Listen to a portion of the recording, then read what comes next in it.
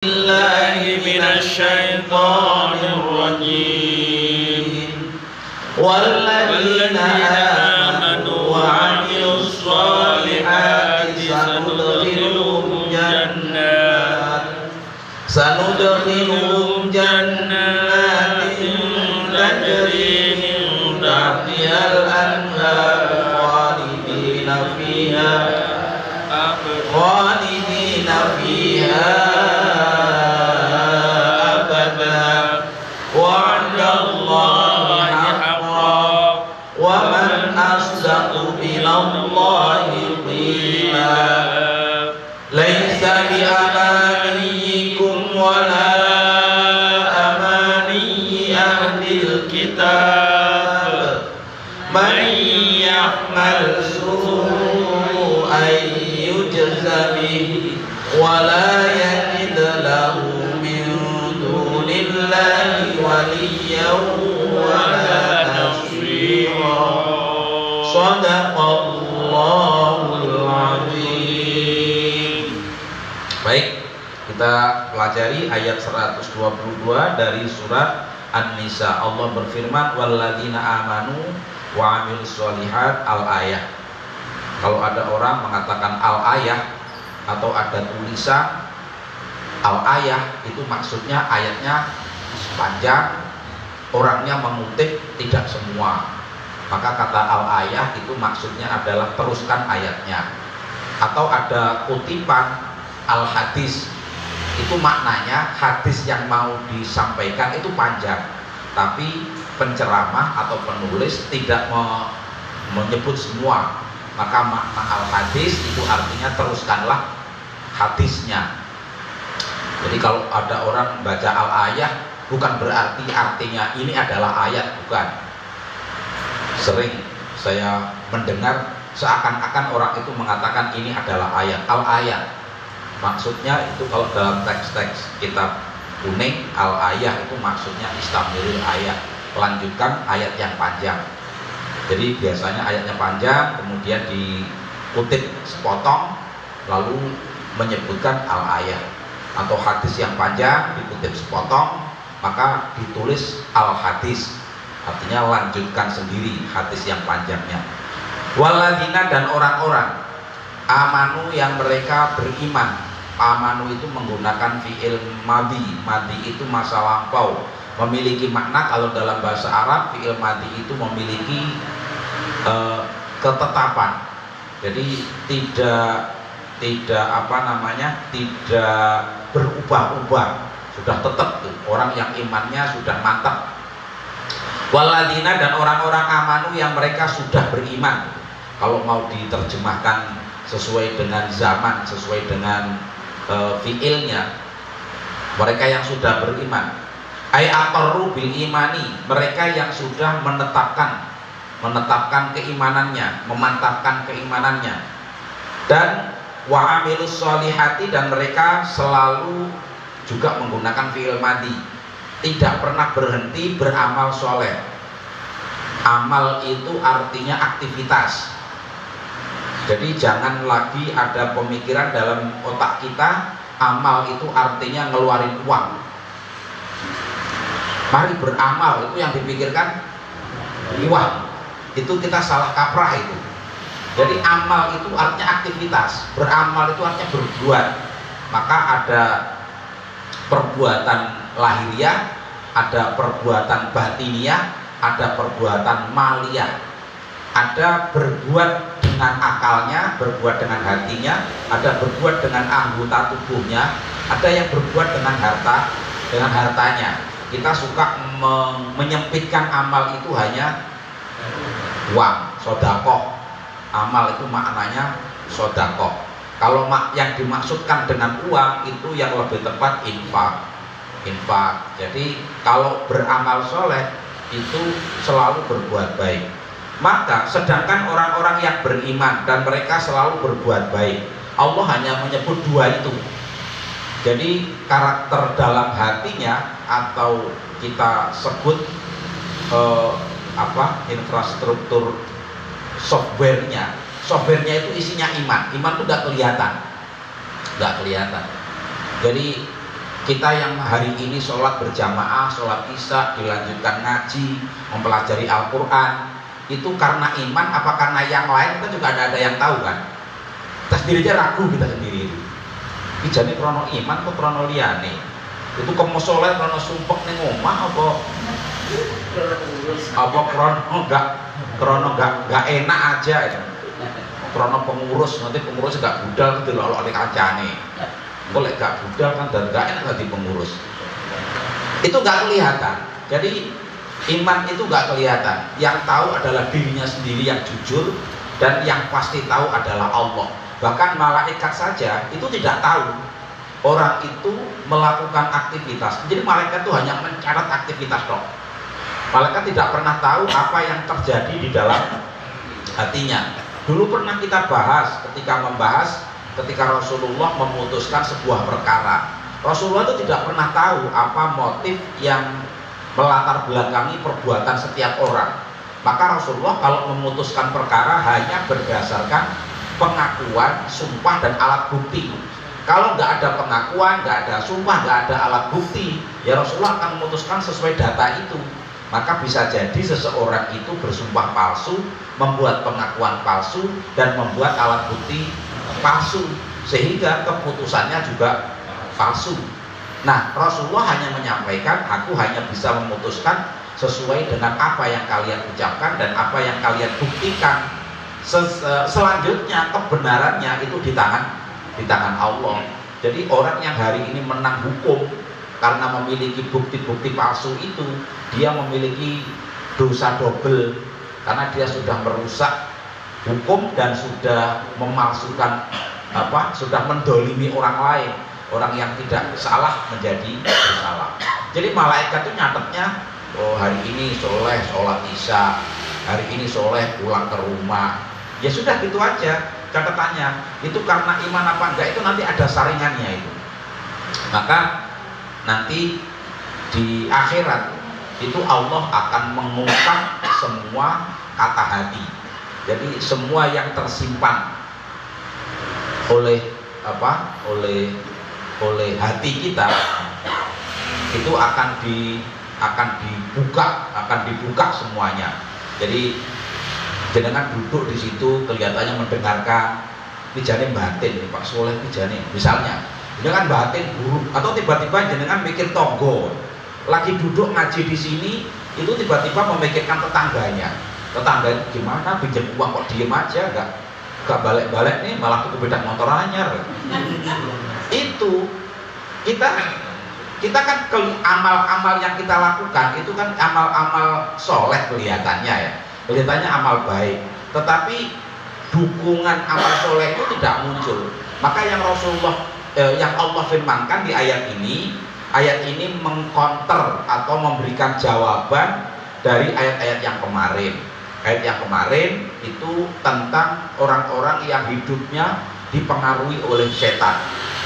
Jadi berawal dari apa yang disampaikan Rasulullah, dari menafsirkan ayat bahwa Allah itu telah memberi kesempatan kepada setan untuk mempengaruhi Bani Adam, mempengaruhi keturunan Adam agar mereka tidak sampai ke tujuan. Bahasa Arabnya dolalah, agar mereka tersesat.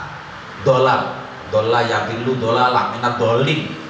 Jadi kita kan selalu berdoa wailil maghdubi alaihim waladhdallin. Mudah-mudahan tidak termasuk orang-orang yang dimurkai dan tidak termasuk orang-orang yang tersesat. Orang tersesat itu adalah orang yang beraktivitas, sibuknya bukan main, kerjaannya nggak pernah berhenti. Kemarin kita ibaratkan itu sudah seperti seser itu ya, kayak kekean gitu. Kayak apa namanya kekean itu apa namanya? Gangsing. Nah, kayak gangsing. Udah kencang sekali muternya. Ternyata dia itu muternya nggak kemana-mana. Dia itu tidak sampai ke tujuan. Jadi orang yang sibuk selalu beraktivitas tapi nggak sampai ke tujuan, yaitu namanya orang tersesat. Kenapa? Karena dia menjalani hidup sesuai dengan tuntunannya setan. Maka Rasulullah memberikan informasi dari 1000 orang orang itu yang betul-betul menuju atau orang hidup itu betul-betul karena Allah itu hanya satu. Yang sampai kemarin kita hitung itu satu ngasaki enak ora saya wong Islam ini. Itu kalau nggak enak jangan-jangan nggak enak sih bilah itu. Yang untuk Allah, yang lainnya itu rata-rata hidup untuk manusia, dan yang lainnya lagi hidup itu untuk setan. Yang hidup untuk Allah itu berarti dia memang sudah wali, udah itu namanya. Itu udah wali Allah, udah. Jadi sudah kalau dalam sholat dia mengatakan inna sholati wa nusuki wa mahyaya wa mamati lillah. Nanti juga at-tahiyatul mubarakatus sholawatut thayyibatu lillah. Semua sudah lillah. Ibadahnya karena Allah, ngajinya karena Allah, menikahnya karena Allah, bekerjanya karena Allah. Semua sudah karena Allah. Orang yang seperti itu kata Rasulullah itu sewu siji. Sewu siji itu ya saking langkanya.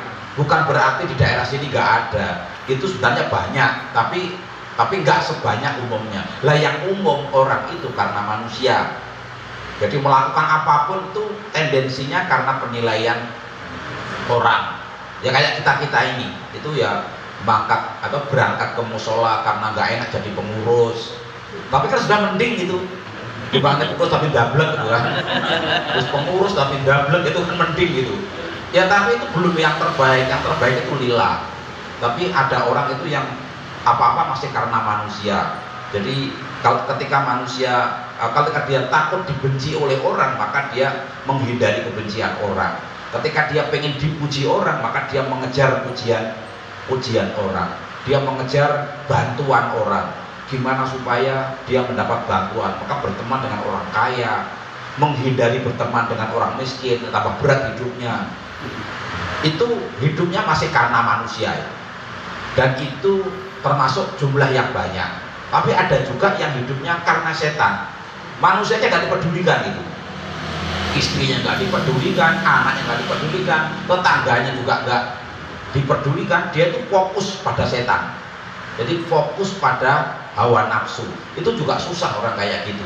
Itu orang yang hatinya mati itu sudah. Jadi sudah nggak bisa diingatkan. Kalau yang kita hidupnya untuk manusia itu kan disebut dengan hatinya sakit. Fi qulubihim maradun fazadahumullahu maradun. Dalam hatinya itu ada penyakit. Penyakit hati itu apa? Ya pelit, sombong, dengki, ujub. Ya itu penyakit-penyakit hati. Kalau kita masih punya itu, dan kita rata-rata punya itu. Kalau lihat temennya sukses itu rasanya nggak terima itu. Kenapa kok dia yang sukses kok bukan saya? Lihat ada orang hitam pendek, miskin, bojone ayu, gak terima wae dhewe. Kok iso? Wong koyo ngono lho, koyo gelem sing wedok. Sing sawang lho apane? Yo gak terima. Itu karena hidup untuk manusia, yang dilihat itu semuanya manusia. Nah, counter dari itu ada orang yang tidak begitu, yaitu orang yang hidupnya untuk Allah. Hidupnya untuk Allah itu Allah memberi syarat gampang banget. Syarat yang pertama adalah walladzina amanu. Mereka orang-orang yang beriman.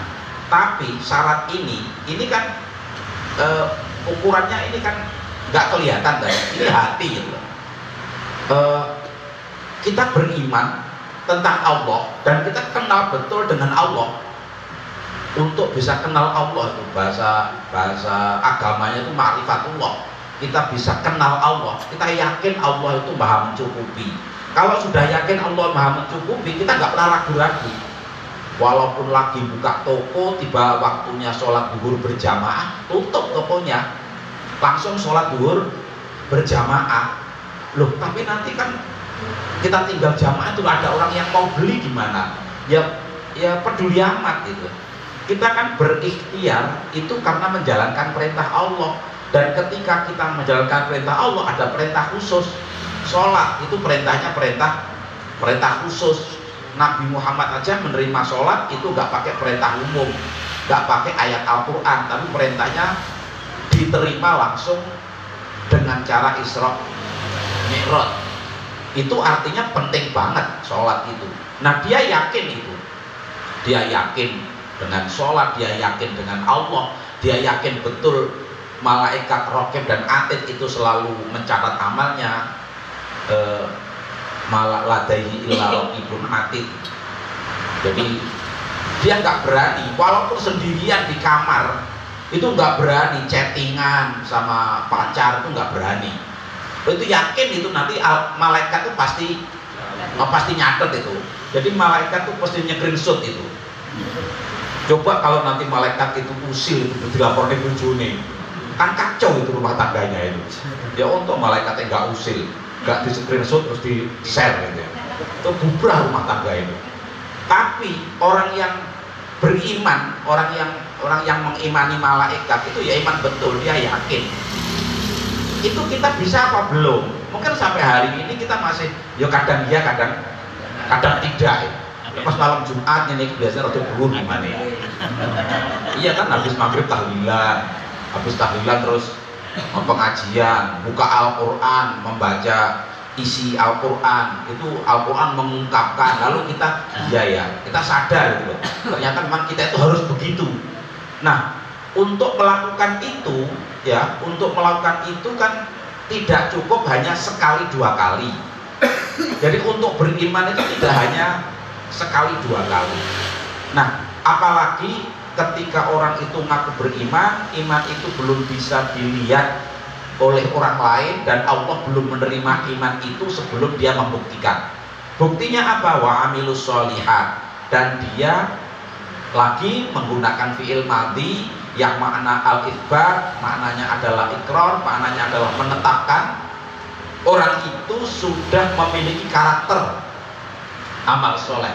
Jadi sering saya sampaikan, menjadi orang baik itu gampang, menjadi orang yang dianggap jujur itu gampang.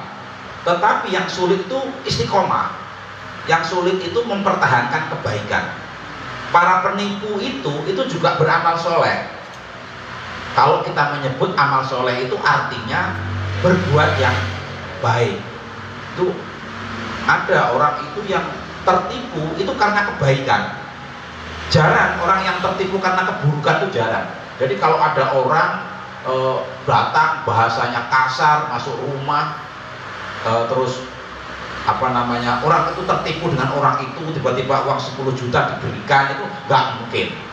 Kalau sampai ada orang tertipu sampai puluhan juta, itu yang nipu pasti orang awalnya kita kenali sebagai orang baik. Coba perhatikan orang-orang yang tertipu itu rata-rata dia melihat seseorang itu baik dan dia memang telah berbuat baik, ngomongnya halus, sopan, bahkan ketika datang itu bawa hadiah, bahkan menjanjikan yang manis-manis, yang indah-indah itu kan. Nanti yang disebut dengan amilus sholihat itu bukan baik sekilas, bukan baik sebentar. Makanya orang yang disebut wa amilus sholihat, orang yang beramal soleh, kebaikan itu menjadi karakter. Kalau jenengan itu memiliki kebaikan sebagai orang yang suka belajar, orang yang suka ilmu, itu tidak mandang guru, tidak mandang tempat, tidak mandang teman, tidak mandang jaminan. Kan ada orang itu yang ikut kajian, kenapa? Kok nek pangane? Ikut kajian, kenapa? Karena yang menyampaikan ustadz ini. Ikut kajian, kenapa? Oh karena karena yang lain. Itu berarti belum karakter. Senang dengan ilmu itu belum menjadi karakter kita. Kita masih karena. Jadi masih ada sebab-sebab yang lain. Ketika sudah menjadi karakter, nanti sampai kita itu kalau mati, itu kan ada itu persaksian. Jadi Rasulullah itu mengatakan apabila orang meninggal, orang yang hidup itu semua mempersaksikan, maka malaikat akan sama kesaksiannya dengan orang lain. Bapak, ketika ada orang meninggal, kemudian imam sholatnya mengatakan jenazah ini baik apa baik, gitu kan? Mesti jawabnya baik. Ketika kita mengatakan ini baik, Bapak harus tahu itu. Bapak sebagai saksi nggak boleh jadi saksi bohong. Bapak harus tahu bahwa orang ini baik. Nah, kebaikannya di mana?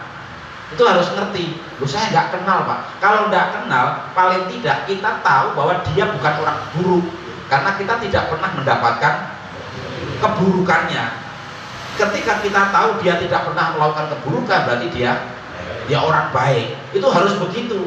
Tidak boleh kita menjadi saksi palsu. Kita kan dimintai kesaksian. Bapak, saya minta kesaksiannya. Ini baik apa baik? Baik. Nah, nanti jenengan ketika saya mati, jenengan ditanya, jenazah ini baik apa baik? Jenengan jawab baik. Jenengan harus mikir itu, harus tahu, di otaknya itu harus ada. Pak Soleh itu kebaikannya di mana? Nah, orang itu disebut kebaikannya ketika istiqomah. Misalnya jamaah itu, Pak Soleh itu kalau jamaah bawa udan terus, panas, banter, atau apa, tetap jamaah. Nah, itu berarti ada satu kebaikan yang bisa disaksikan bahwa dia adalah orang ahli jamaah. Disebut ahli jamaah itu kalau teruji, lek gur tahu jamaah menodok, itu belum dikatakan ahli jamaah. Itu kebaikannya belum teruji. Kalau orang dibilang ahli sodako, itu berarti dia menghobinya sedekah. Kan ada orang yang disaksikan kebaikannya karena dia mudah memberikan sodako. Jadi di musola ada kaleng lewat, ada kotak lewat, sodako. Keluar ke musola ada amplop, sodako meneh. Nggak lama jauh ada pengemis, sodako meneh. Neng omah ada proposal moro-moro, yo sodako meneh. Dan dia nggak pernah punya pikiran nanti uangnya habis. Pokoknya jika masih ada uang, dia akan keluarkan. Lah, yang mampu begitu pasti orang beriman. Orang yang nggak punya perhitungan matematis, dia perhitungannya adalah perhitungan keimanan, bukan perhitungan. Jadi kalkulatornya itu mereknya Al-Imanu Billah. Kalau kalkulatornya masih merek Eropa itu kalau pakai ngitung itu mesti suka kurang itu uangnya. Itu nanti masuk dalam ayat alladzi jama'a malau wa addada. Orang yang hidupnya targetnya adalah mengumpulkan harta. Dia dikumpulkan tok, itu seneng ngumpul nih itu. Jadi ora dipangan ya, kok mangane yang mirip. Mangane lho mirip. Ning restoran rawani, marut yo rawani, pesta yo rawani. Selamatan yang ngitungi jelimet. Yo selamatan ngitungi jelimet undangane piro, aku ben ora akeh nemen, diundang sing loro-loro nemen. Ben ora budal. Itu orang beriman saja, orang yang bisa beramal soleh dengan konsisten. Nah, itu juga tidak terbatas waktu. Jadi ketika ditanya, mengapa nanti orang-orang ahli surga itu dimasukkan oleh Allah ke dalam surga tanpa batas, padahal amalnya terbatas. Kita kan kalau berbuat baik, kalau beramal kan hanya sebatas umur kita, dan umur kita kan nggak panjang. Ya sepanjang-panjang kita berapa sih? Kita bisa beramal atau bisa berbuat itu paling-paling ya sampai 100 tahun lah. Saya punya nenek itu sekarang masih ada itu 108 tahun. Itu kalau baca Quran juga nggak pakai kacamata itu. Itu 108 tahun. Mungkin setahu saya dari saya bayi itu ya sudah begitu itu nenek saya. Itu namanya amal soleh. Jadi tidak terbatas oleh usia. Kenapa Allah masukkan dia ke dalam surga tanpa batas? Karena orang beriman itu andaikan umurnya dipanjangkan 1000 tahun, 1000 tahun pun itu akan digunakan untuk beramal soleh. Nggak ada yang bercita-cita, mumpung cik entah mau tak rajin ibadah, kalau sosok penak urip tak ning kute ben bengi. Saya tak kediskutik tiap malam. Nah, mumpung cik dadi pengurus musola, aku tak minum air putih, nanti kalau sudah nggak jadi pengurus minum air keras. Kan nggak begitu. Kita nggak pernah merencanakan, kita nggak pernah punya keinginan maksiat, itu nggak pernah. Keinginan kita sebagai orang beriman itu cita-citanya umur berapapun, dimanapun, kapanpun, itu yang diinginkan adalah berbuat baik. Ya kan nggak bayangkan kan, misalnya wah ini golek duit, cara aku duit wakeh. Bayangkan mandikan punya uang banyak, terus lunga dhewean ning Jakarta, ning hotel, ning kono ditawani artis ayu gelem di booking umpamanya. Sampeyan bayangkan itu mau menerima bookingan apa enggak? Mau menerima tawaran apa enggak? Kalau masih berpikir, kalau masih membayangkan, loh ada loh orang itu lagi ibadah, lagi maca Quran, tapi bayangannya ya bayangannya ngono kuwi. Wah aku corok kaya gitu.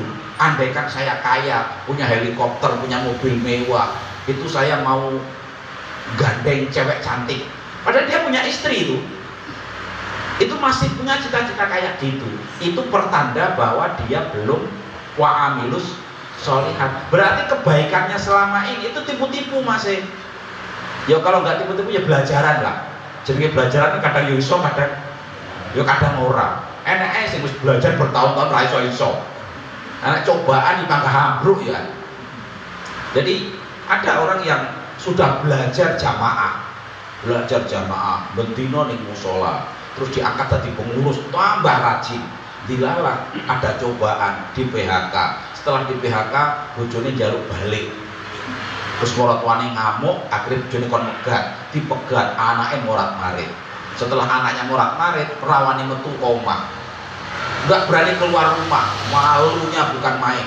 Udah nggak punya uang, nggak dihargai keluarganya, udah anaknya memalukan, akhirnya nggak berani datang ke musola.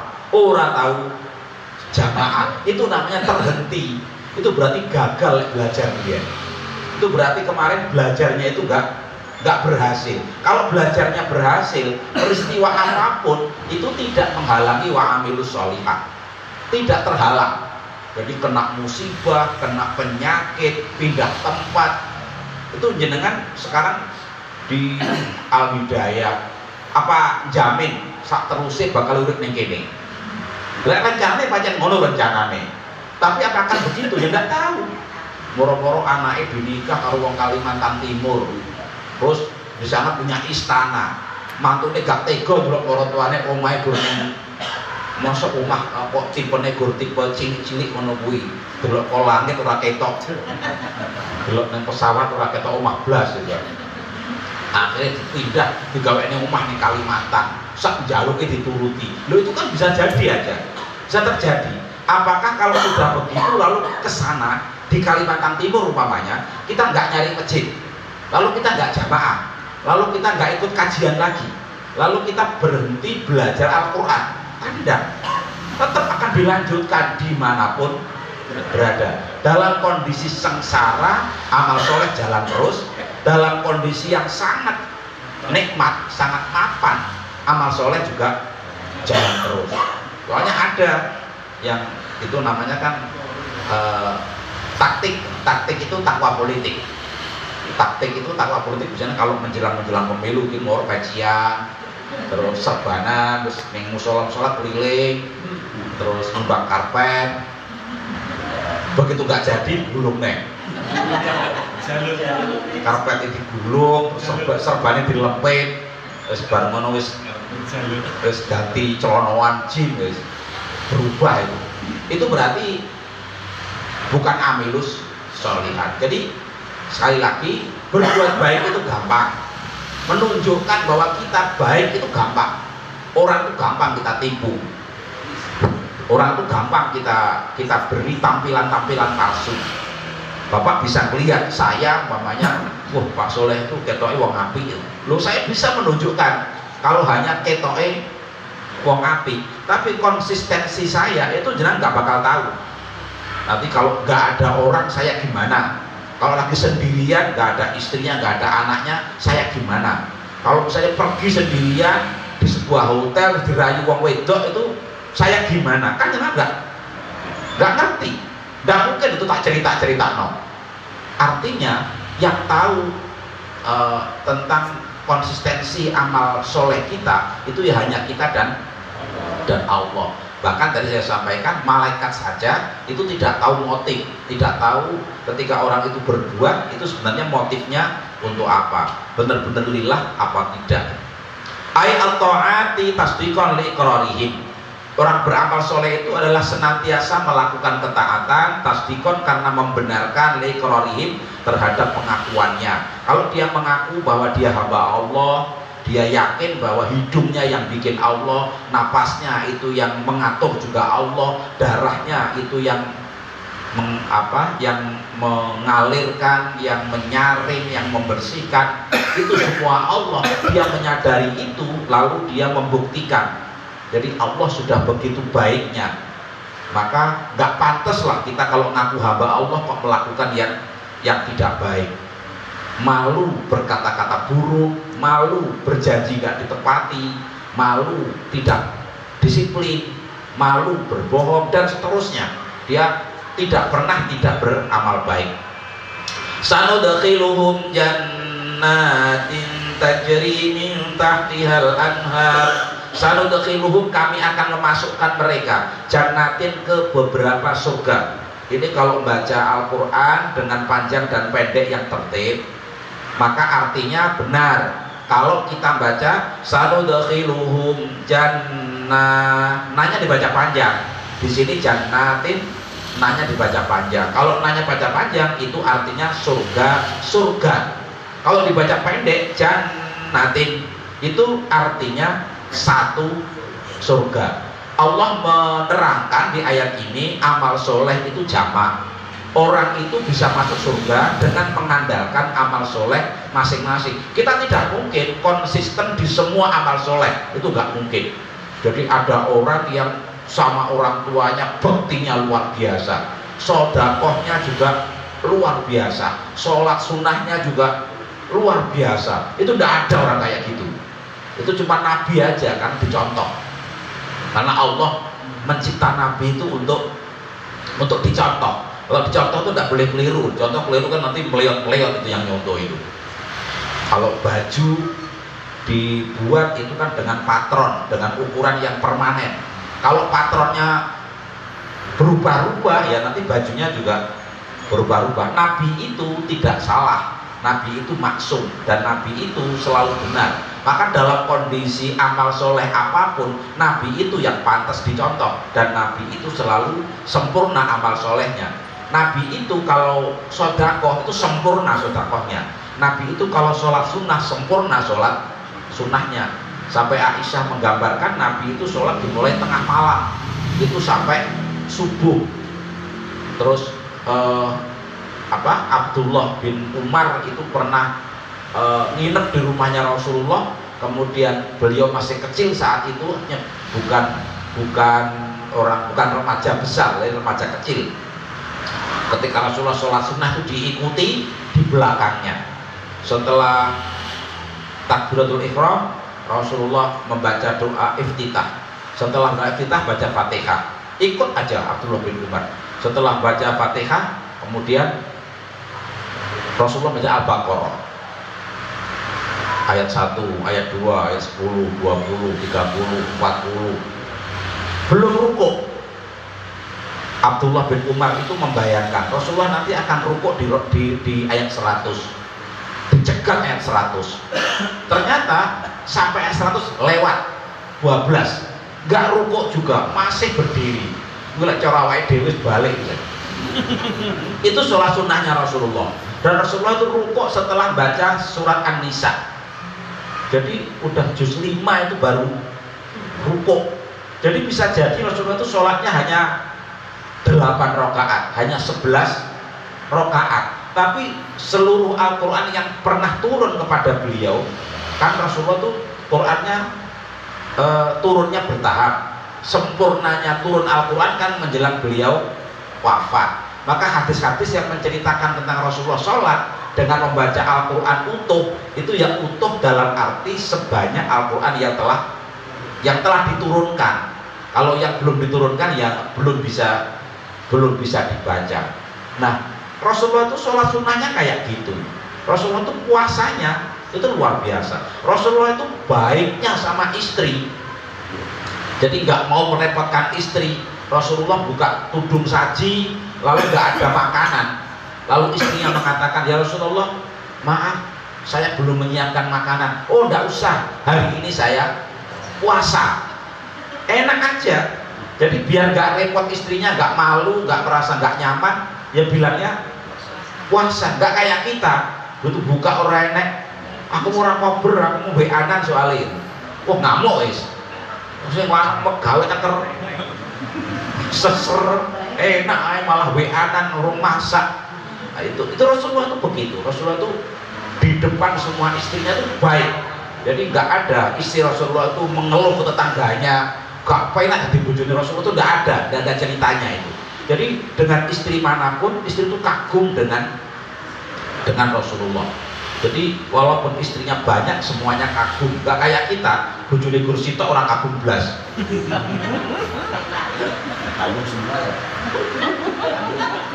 Itu kebaikan. Jadi kalau kita itu tidak mungkin suruh beramal soleh konsisten di semua bidang gitu kan.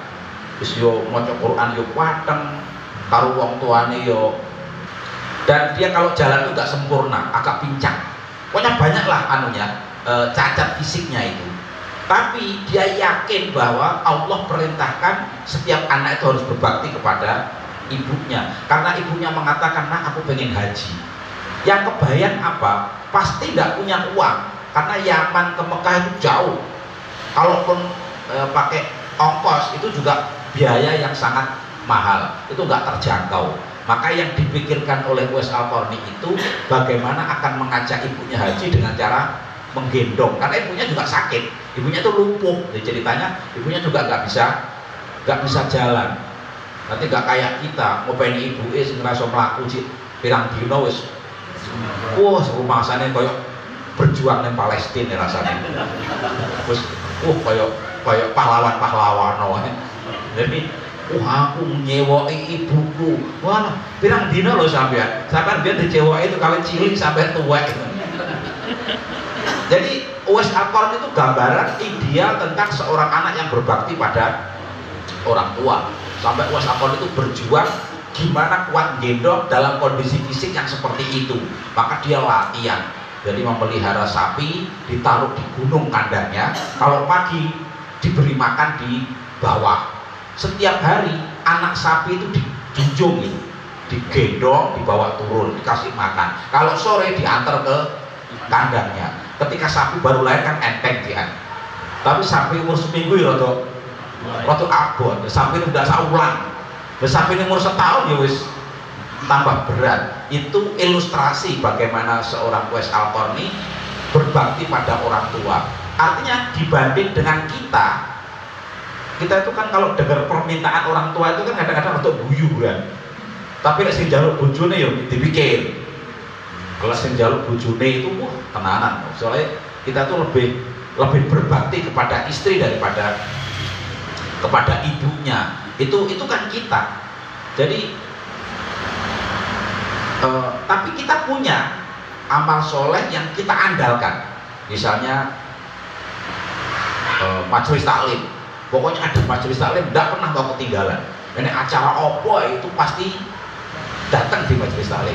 Ada yang majelis taklimnya lemah, nggak pantek datang ke majelis taklim. Tapi dia suka, dia nggak tega melihat orang miskin. Jadi punya uang berapapun dia pasti bantu, dimanapun itu pasti bantu. Nggak melihat agamanya apa, nggak melihat dari bangsa mana, wong Jawa, wong Bali, wong Lombok, wong NTT.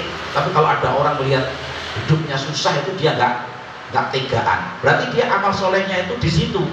Itu sudah menjadi karakter. Jadi amal soleh yang kita maksud tadi adalah amal soleh yang karakteristik. Jadi karakter tiap orang itu nanti beda-beda. Nah, maka Allah menyiapkan surga itu sesuai dengan amal soleh yang mampu ditekuni.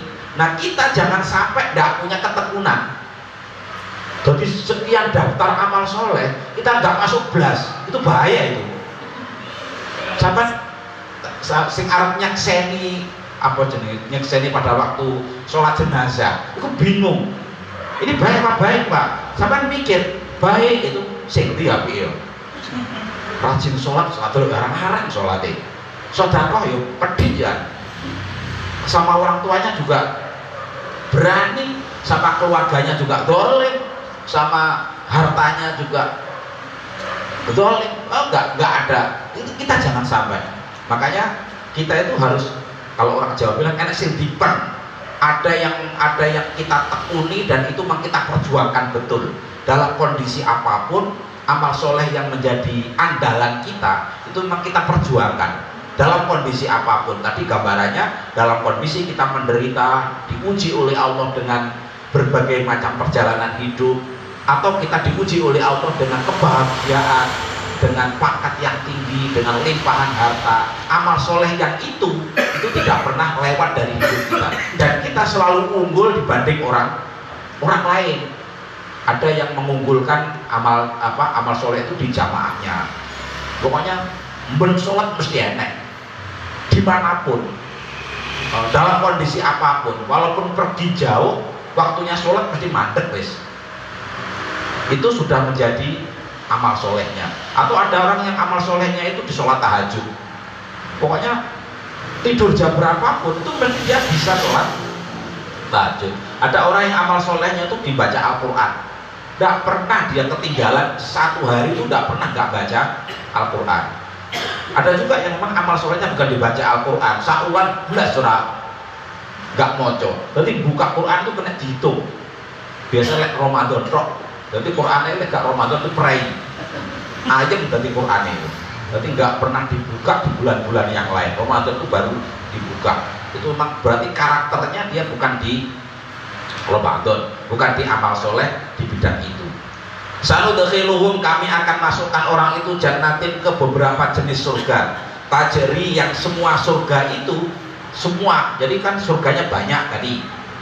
Jenisnya macam-macam, orang masuk sesuai dengan karakter amal solehnya masing-masing. Maka kata Rasulullah, ada orang masuk surga lewat pintu puasa, ada orang masuk surga lewat pintu sodako, ada orang masuk surga lewat pintu belajar, ada orang masuk surga. Jangan sampai kita itu tidak punya alat untuk masuk surga.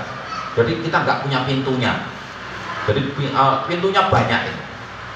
Semua jenis surga itu min tahtihal anhar, di bawahnya mengalir sungai-sungai. Anhar itu dari kata nahrun. Nahrun itu satu, jamaknya itu anhar. Sungainya berjenis-jenis. Nanti ada hadis yang menyebutkan sungai di surga itu tidak semuanya air. Ada sungai yang mengalirnya itu arak. Kita bayangkan arak mengalir, ya kita nggak tahu itu seperti apa, tapi hadisnya begitu. Ada hadis tentang sungai itu madu, ada hadis tentang sungai itu susu. Jadi yang mengalir itu bukan air. Kita kan nggak bisa bayangkan. Yang kita tahu itu lihat delok neng sungai itu kat Badung sing mili sapah ngono kayak. Kita membayangkan. Maka jangan bayangkan sungai surga seperti sungainya dunia. Jadi ini gambaran tentang keindahan. Jadi yang kita bayangkan adalah Allah membangunkan masing-masing orang itu sebuah istana. Masing-masing orang wong saungasan istana siji itu enggak. Yang di sana. Jadi kalau ada ibu-ibu yang protes, Pak, nanti suami-suami dapat benda, istrinya dapat apa itu ya? Kalau istri dan suaminya itu frekuensinya sama, dapat surga yang sama, maka mereka juga akan dikumpulkan oleh Allah dalam surat Al-Dhariyat itu kan dikumpulkan bersama keluarganya, bahkan dengan keturunannya dan orang-orang yang dicintai, bisa sama keponakannya. Jadi itu ngumpul. Nah, gambaran kita kan tidak tahu seperti apa. Gambaran kita adalah sama seperti yang Rasulullah pernah ceritakan. Rasulullah pernah cerita, dan Rasulullah itu tidak pernah cerita lalu sambil tertawa. Rasulullah itu kalau tertawa nggak kayak kita, tertawanya itu sampai wah hahaha. Kalau di grup itu ketawa kan WKWK itu. Rasulullah itu kalau tertawa, dianggap tertawa bagi Rasulullah, dilihat oleh sahabat itu kalau sampai Rasulullah kelihatan giginya, kalau kita kelihatan tawanya. Rasulullah itu kelihatan giginya, itu berarti tertawa. Salah satu kisah Rasulullah pernah tertawa itu Rasulullah menceritakan ada umat Muhammad, ada orang Islam yang dia beriman kepada Allah, dia nggak pernah punya keyakinan kepada Tuhan selain Allah, dia nggak pernah musyrik, dan hidupnya bukan orang baik-baik saja. Itu semua dosa itu kayaknya pernah dia lakuin, yang namanya korupsi, uang korupsinya pakai zina, nanti tambah berjudi, nanti kalau ada takut ketahuan yang bunuh orang, udah pokoknya amal buruk semua pernah dilakukan. Sampai Rasulullah mengisahkan ketika orang itu diumumkan oleh Allah bahwa dia akan keluar dari neraka, maka seluruh penghuni neraka itu menangis, bukan tangis perpisahan, tapi tangisan putus asa. Karena kalau orang itu sudah keluar, berarti dia adalah orang terakhir yang dikeluarkan dari neraka. Dia orang yang sangat banyak dosanya. Yang lain kayak kita ini kan banyak dosa, tapi nanti agak duluan kan keluarnya. Dia kan yang terakhir. Lalu ketika dia masuk surga, dia bertanya kepada malaikat, aku orang terakhir yang masuk surga, kira-kira fasilitasku kayak apa? Gitu kan tanyanya orang ini kepada malaikat. Lalu ditunjukkanlah oleh malaikat penghuni surga terakhir, kelas yang paling rendah. Itu kelasnya paling rendah, itu paling ekonomi itu. Kalau di dunia itu ekonomi kan melati, itu kecil, banyak tikusnya, banyak corunya. Nah, ini tidak. Lalu malaikat menggambarkan, Allah menyiapkan untukmu, kata Rasulullah, Allah menyiapkan untukmu sebuah istana yang pernah dibangun oleh manusia, istana terbaik yang pernah dibangun oleh manusia. Kalau Allah menggambarkan istana terbaik yang dibangun manusia itu Nabi Sulaiman, Haikal Sulaiman, itu sudah nggak ada sekarang. Itu semua bahannya terbuat dari emas, dan dari jarak 7 kilo itu sudah dipaping pakai batako, tapi batakonya nggak terbuat dari batu, nggak dibuat dari semen, itu dari emas. Itu nanti kalau belajar di tafsir tentang kisah Nabi Sulaiman, itu betapa mewahnya istana yang dibangun oleh Nabi Sulaiman. Jadi istana Gedung Putih, istana Merdeka Jakarta, istana Bogor, itu lewat semua itu. Nah, kata malaikat ini, istana yang pernah dibangun oleh manusia di dunia yang paling mewah, itu oleh Allah dilipat gandakan 10 kali lipatnya, di-upgrade menjadi 10 kali lipatnya. Maka orang penghuni surga terakhir ini, dia sangat senang, dan dia nggak peduli mau dilipat gandakan mau tidak, yang penting masuk surga. Dan Rasulullah tersenyum melihat hamba yang begitu bahagia. Dia lupa bahwa dia pernah disiksa di neraka. Kalau untuk ukuran dunia itu ribuan tahun, tapi kalau ukuran di akhirat hanya beberapa hari. Katanya ada yang mengatakan orang mukmin itu masuk neraka paling lama 6 hari. 6 hari di akhirat itu ya sama dengan 6.000 tahun di dunia. Nah, itu gambaran surga yang paling rendah. Surganya orang yang di dunia nggak pernah berbuat baik. Surganya orang yang habis waktunya di neraka untuk menghabiskan dosa-dosanya.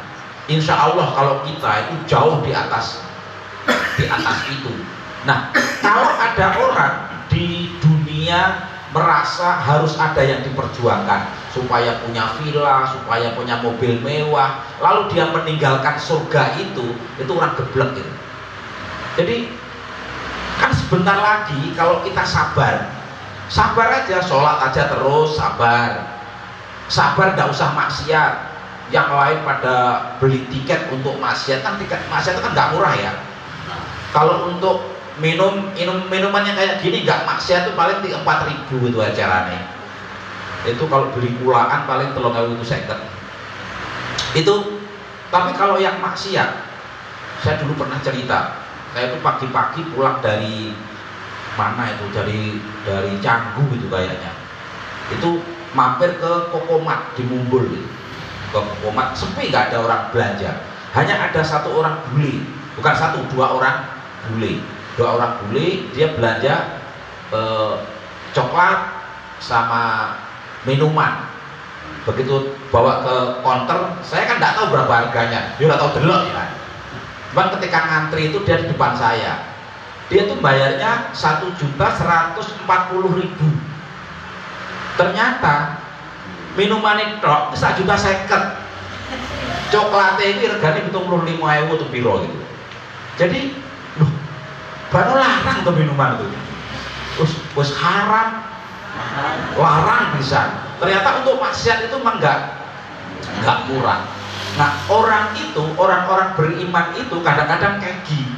Jadi ketika orang lain memviralkan sesuatu itu pengen. Sabar, nggak usah pengen. Sebentar, kita punya yang lebih hebat dari itu. Enak sih kurang sabar. Kapan ke saya dapatnya? Lek ora sabar udah ngaprak dengan malaikat Israel. Beda dapat gitu loh. Kita sabar, kita akan dapat semua yang dinikmati manusia. Maka Allah siapkan sebuah istana yang pelayannya itu bidadari. Jadi saya pernah diundang orang itu sama-sama dulu, tapi dulu banget, sama orang masjid gitu. Itu diajak ke Pecakugraha. Pokoknya ada orang, pemilik rumah itu orang Jakarta. Kemudian itu vilanya, di vilanya itu ternyata tukang kebun ada, tukang kolam renang ada, tukang dapur ada, semuanya pakai seragam. Oh, kalau orang kaya itu pembantu-pembantunya itu seragam, Mbak No. Jadi orang kaya itu pembantu-pembantunya seragam dan pembantunya itu terampil semua. Jadi untuk masuk ke villa itu sudah diuji. Beda sama orang yang nggak patek kaya. Orang yang nggak patek kaya kan pembantunya wis mbok-mbok, ngomongnya nggak jelas, tampilannya yo nggak menarik. Nah, di surga itu kita jauh lebih kaya. Maka pembantu kita itu jauh lebih terampil, tampilannya jauh lebih menarik, itu jauh lebih elit. Yang Allah gambarkan hanya sekilas. Kita ada di sebuah bangunan, yang bangunan itu di bawahnya mengalir sungai. Itu gambaran tentang kemewahan. Dan kita tidak mungkin bisa mengilustrasikan realnya seperti apa, karena semua gambaran akhirat itu mala ainun ru'at wala udhunun sami'at. Akhirat itu tidak pernah tergambar dalam pikiran, karena tidak pernah ada mata yang pernah melihat, dan belum pernah ada orang yang cerita makithina fil jannati muktan tawilan. Dia akan tinggal di surga itu dengan tinggal yang sangat lama. Ya la yakhrujuna minha.